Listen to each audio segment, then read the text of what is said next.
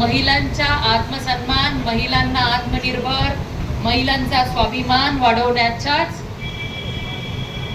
निर्णय, योजना मोदीजींनी आणलेल्या आहे. बघा, आपल्या देशामध्ये ट्रिपल तलाक, महिलांना स्वातंत्र्य मिळवण्याचा सुद्धा एवढा मोठा निर्णय मोदीजींच्या कार्यकाळामध्ये झाला. साधं शौचालय, आपण घरातल्या स्त्रीला आपली लक्ष्मी म्हणतो, घरातली स्त्रीला शौचालय घरामध्ये असावं ही जाणीव नरेंद्र मोदीजींना झाली. म्हणून देशामध्ये 12 करोड शौचालय बांधण्याचं काम मोदीजींच्या नेतृत्वामध्ये झालं. आज महिलांना फक्त राशन पाण्यापुरतं मर्यादित न ठेवता आज आपल्या देशातील 3 करोडच्या वर महिला लखपती दिदी झाल्यात.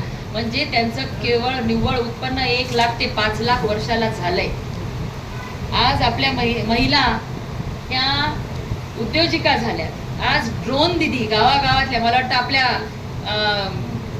जिल्ह्यातल्या सुद्धा बिरखेलची महिला सुद्धा ड्रोन दिदी झालेली आहे. अशा पद्धतीने महिला स्वावलंबी झाल्यात. केवळ मोदीजींसारखं नेतृत्व या देशाला लाभलं आणि त्यांनी महिलांमध्ये इच्छाशक्ती, जी शक्ती आहे आणि महिलांना आत्मविश्वास वाढवण्याचं काम मोदीजींनी केलं.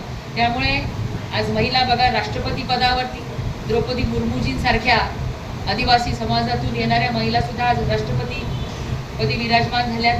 आज आपल्या वेगवेगळ्या सैन्य दलामध्ये सुद्धा महिलांना संधी मिळालेली आहे.